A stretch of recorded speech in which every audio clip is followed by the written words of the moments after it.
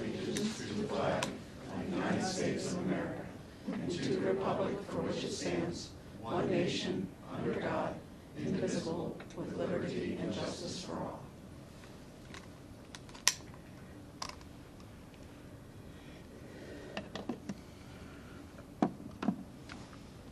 Thank you.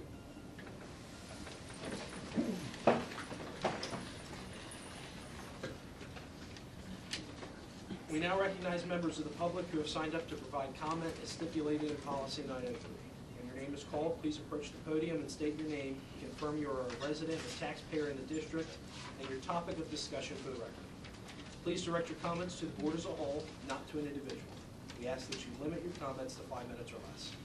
The privilege to speak may be interrupted, revoked, or a recess of the meeting may be called by the chair if the speaker does not observe reasonable decorum and orderly conduct. Thank you. Dwayne Sullivan.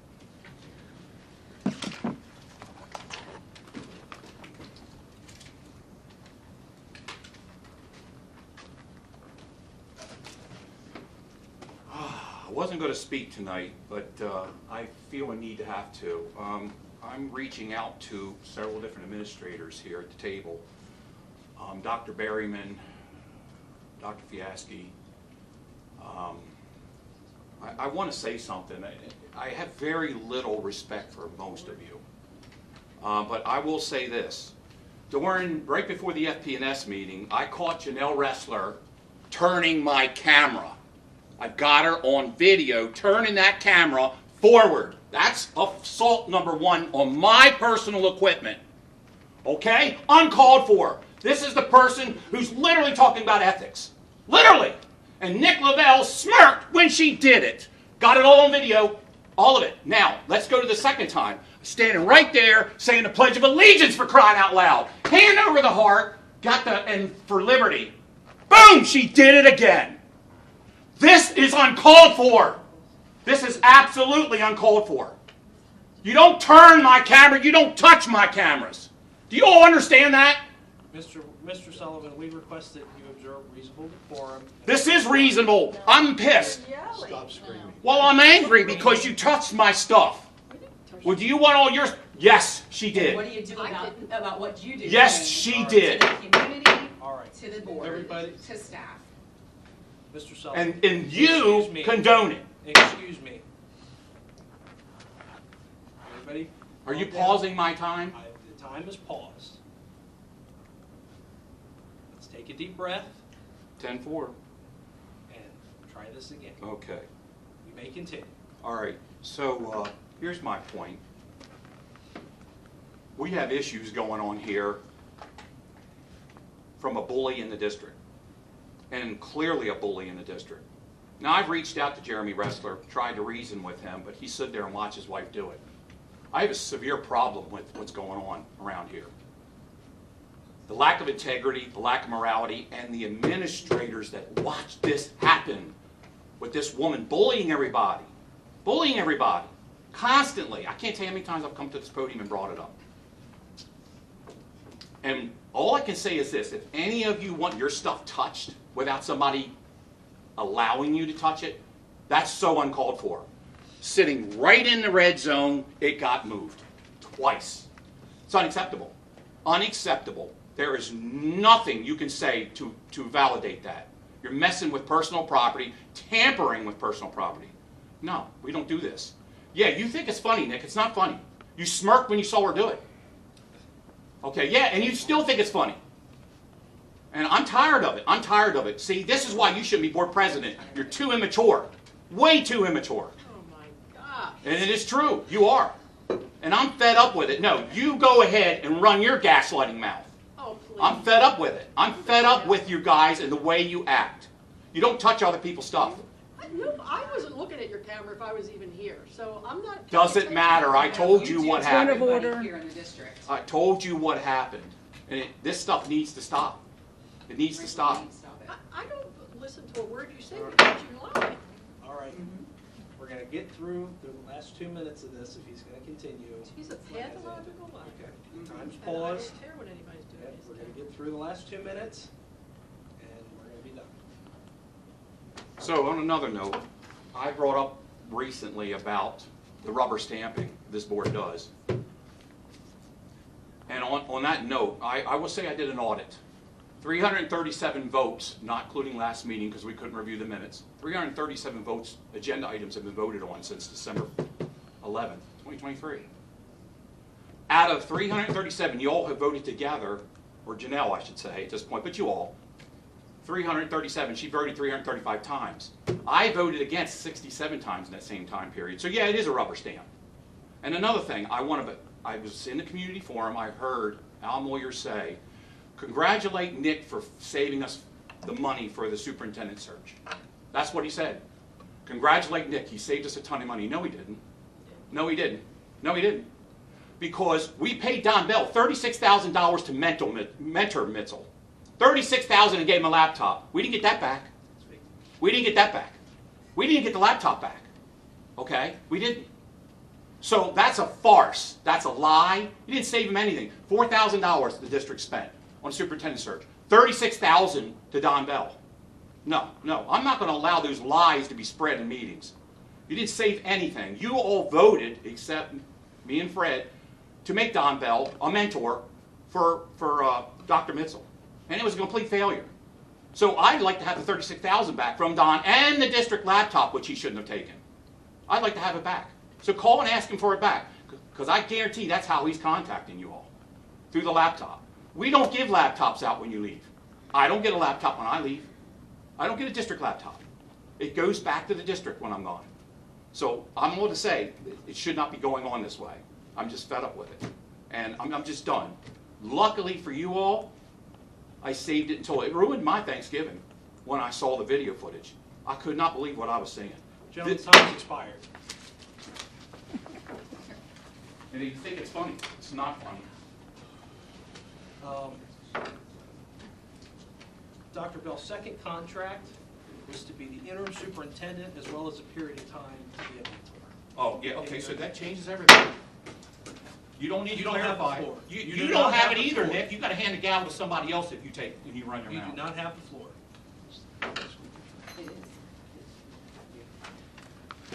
Contain yourself. Yeah, yeah.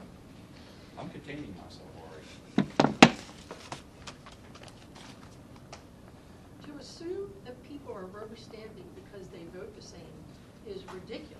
No, it's not. It sure is. No, it's not. Sure it is. Suzanne Johnson.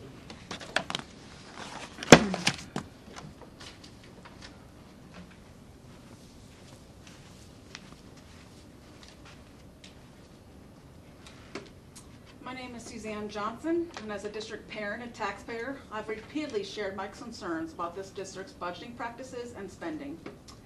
While I had some discussion with the business manager last week, I'm hoping that Tom and others will write down my concerns tonight and address these for the benefit of all taxpayers at this meeting.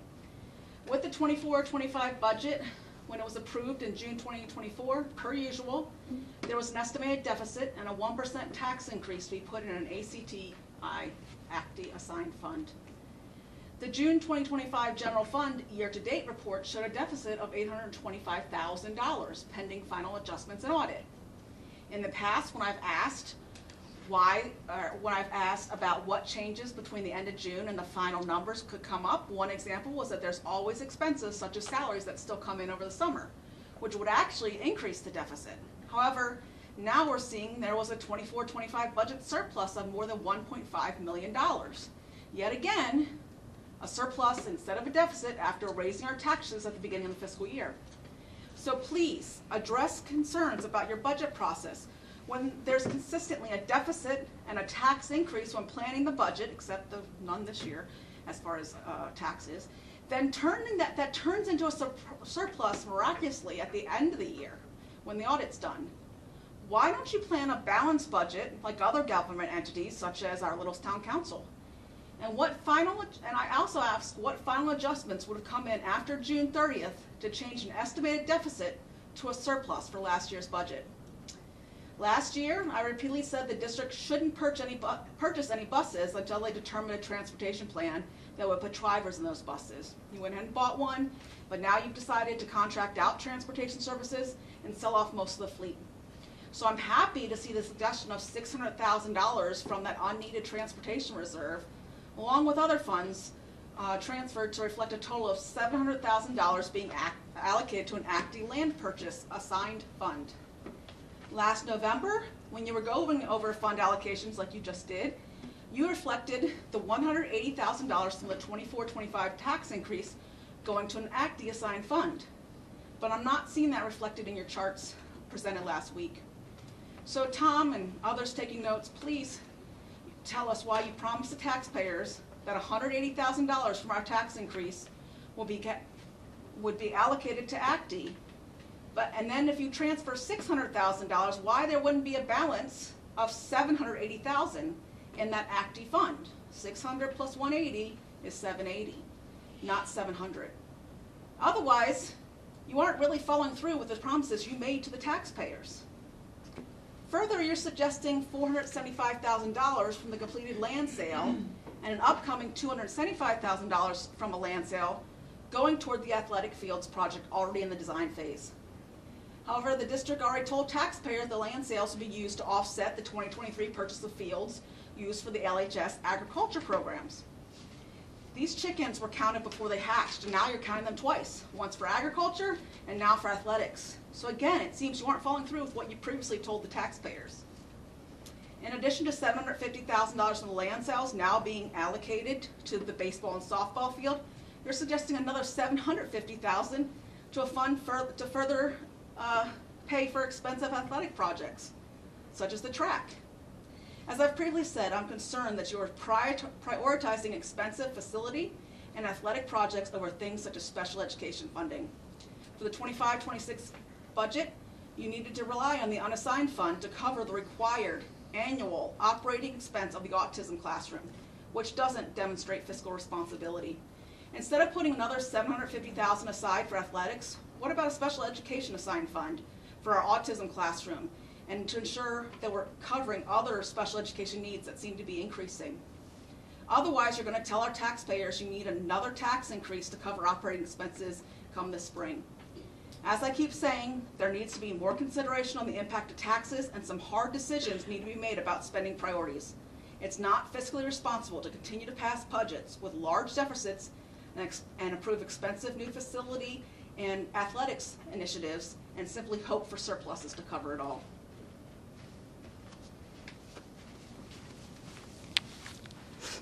There's no report from Gil tonight.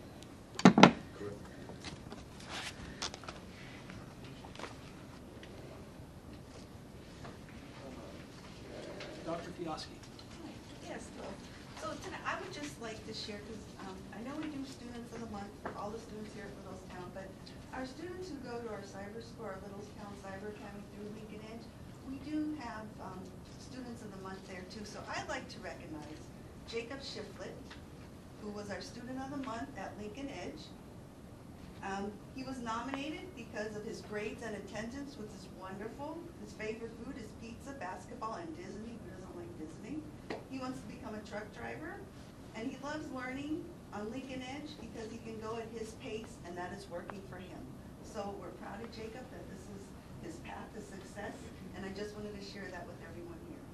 So that's the only report I have for tonight. Carolyn, who selects what's The that teachers process? from Lincoln Edge, so Oh, I his see. teachers, his online teachers, Thank you. select that, yes. So we're proud of him. Thank you for reminding the community that we have our own cyber. Yes. Ms. Bayless. Are we ever allowed to invite these students to come before the board and give them acknowledgement? Yeah. Like we do the others? I would think so. That would I mean, be this is nice. the first time that I've known a Littlestown student for Student of the Month. I got this today, so I thought it was great to share. I think that's great. I think that's awesome. It would be nice to be able to recognize them, give them the same equality that we give our other students, and just I could share that with, yeah. personally, if they'd like, you know, if they'd like to. Yeah. I mean, if they'd like to. Carrie, can you work with Carolyn to extend the invitation? Sure. Thank you. Any other questions for Dr. Fiaski? Dr. Mr. Naylor's not here this evening. Dr. Berryman. So for my curriculum update this evening, I had mentioned at the CCMP meeting that I would give you some updates on structured literacy. So along with when the state budget is passed, we also get new PA codes that are passed that go through along with the budget. And one of the things that were passed on is some updates to the structured literacy, which is Act 135, which was passed in 2024.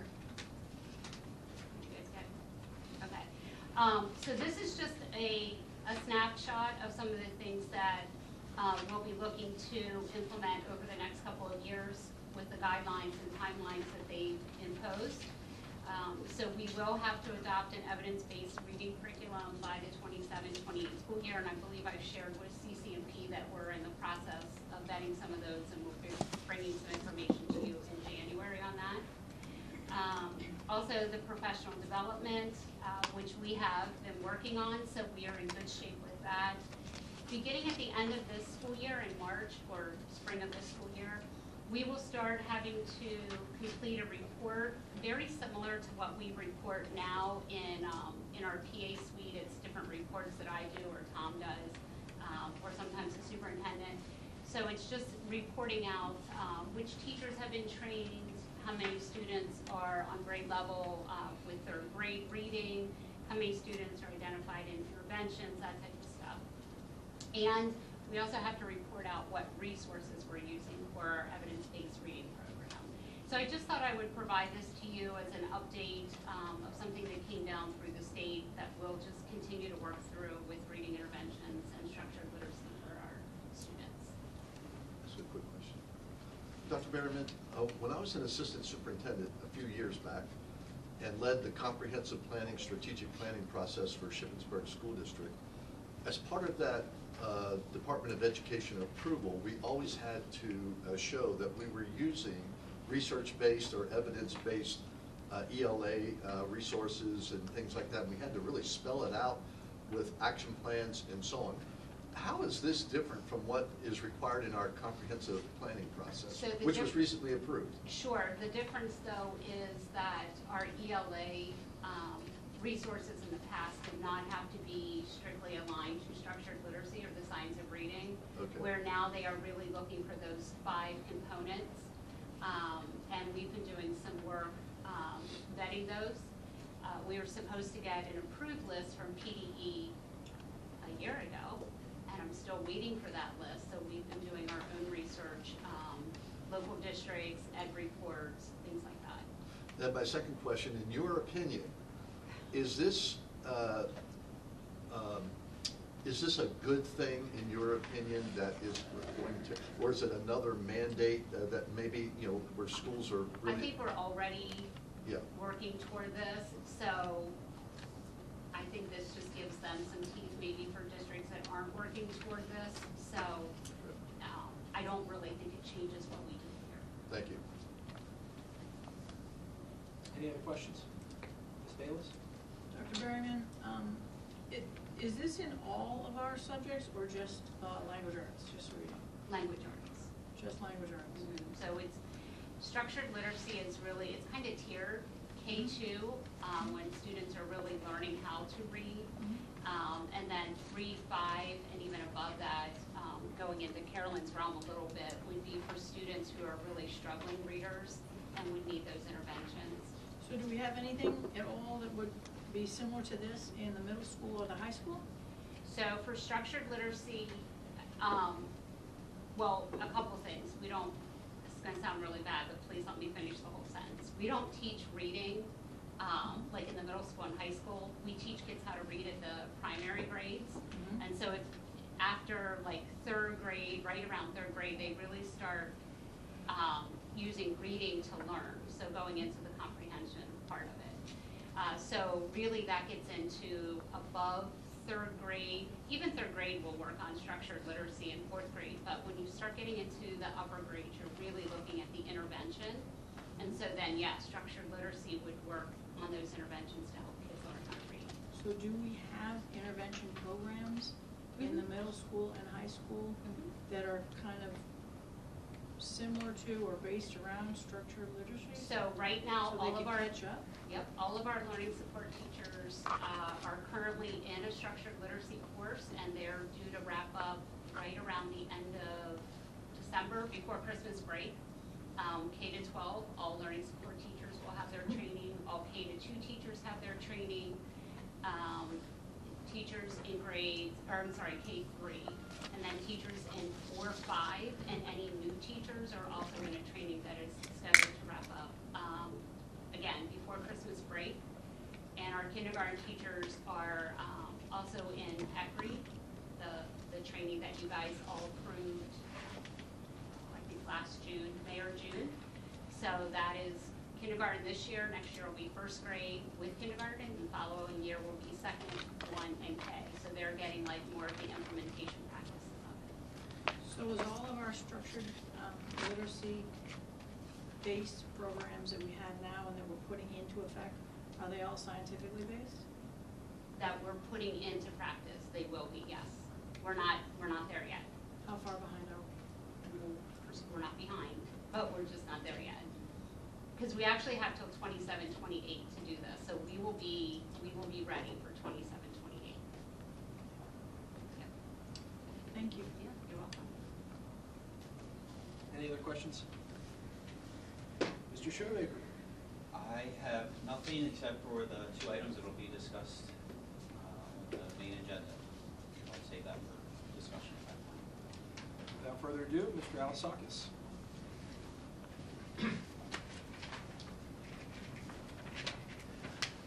Good evening. This month's report is brief, as we've been in a natural lull between the close of fall season and the start of winter athletics. However, there are a few important athletic updates to highlight.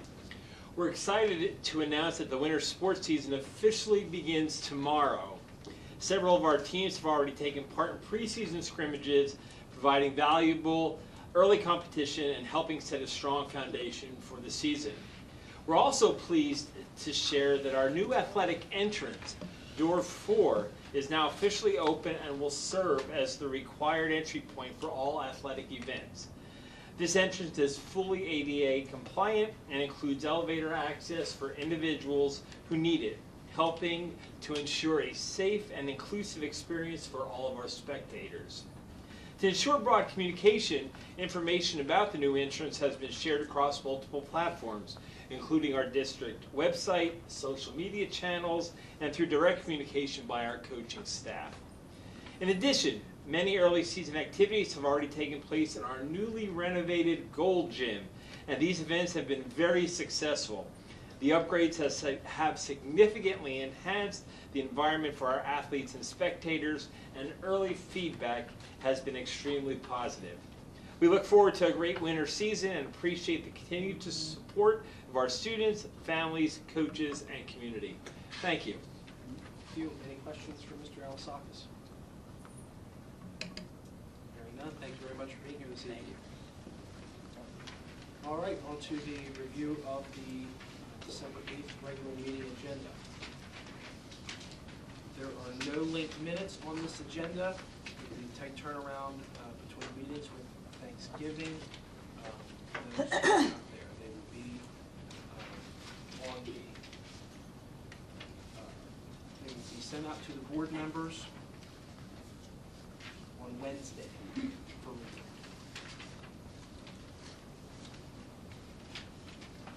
Steve, finance. Okay. Does anybody have any questions or comments on A1 on anonymous, any discussion or recognition or anything like that? We'll just thank them next week. Thank them next week, all right. Is that the same donor that we get? Yeah, basically Yeah. monthly, I think. Yeah. All right, on B, recommended approval or transferring $475,000 from general fund to capital reserve. Are there any questions, comments about that? Okay. On C, capital projects, 2026, 2027, part 2. Okay, hearing none. And then, yes? I just, you didn't want to acknowledge what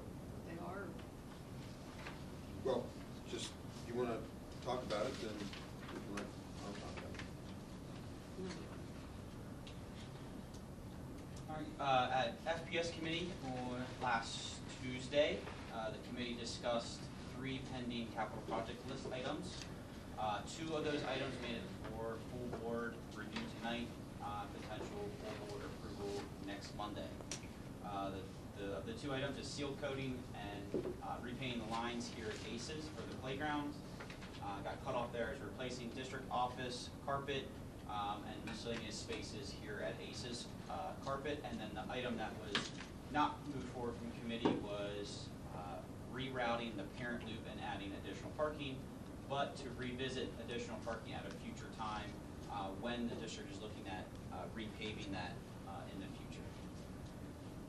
But that doesn't include painting the offices either, it's just parking. Correct. The painting of the offices was removed in October's FPS committee.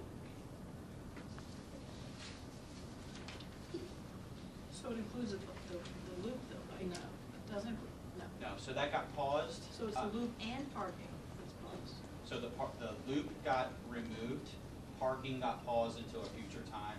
The loop at this time was the consensus that it was not of urgent necessity. If the time comes up that it is, we will revisit it then, but parking was still designated as somewhat of a come back to the table when we're looking at resurfacing that, to look at additional parking.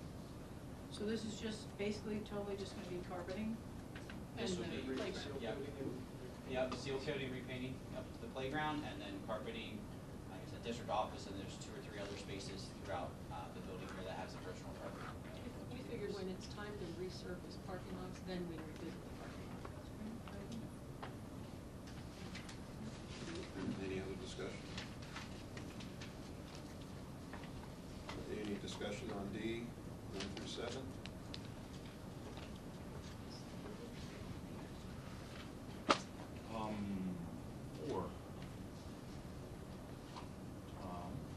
GT Management Consultants. What is that for? That is for Gil. Oh, That's Gil's services, or Gil, or GT. oh, okay. Those acronyms, that's crazy. Fire pump review training.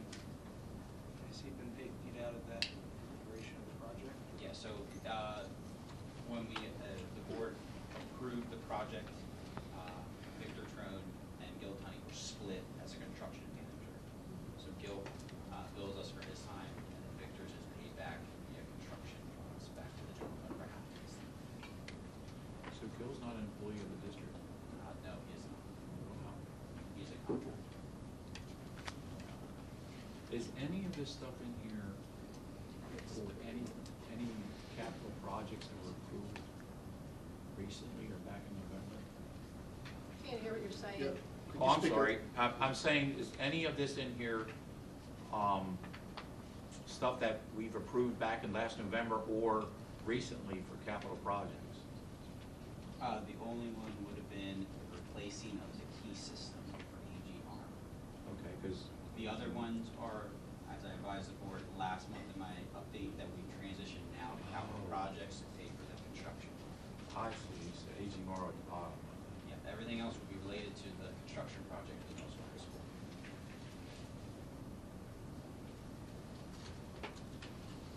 And that's the key system in all the buildings? Millsville High School? That would be for the 1990s wing, that was not part of the project. The board authorized to do that, to have one key system for the entire building through capital projects instead. And that was for last year.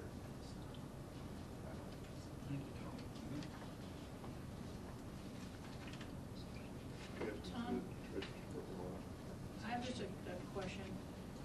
We seem to be going through a lot of cafeteria equipment repair and purchase. So I'm assuming that the cafeteria purchases for equipment would be for the addition to high school? Correct, and that was part of a spend down plan that we were, spend down plan for the capital cafeteria funds that we're required to do through the state. Okay, so,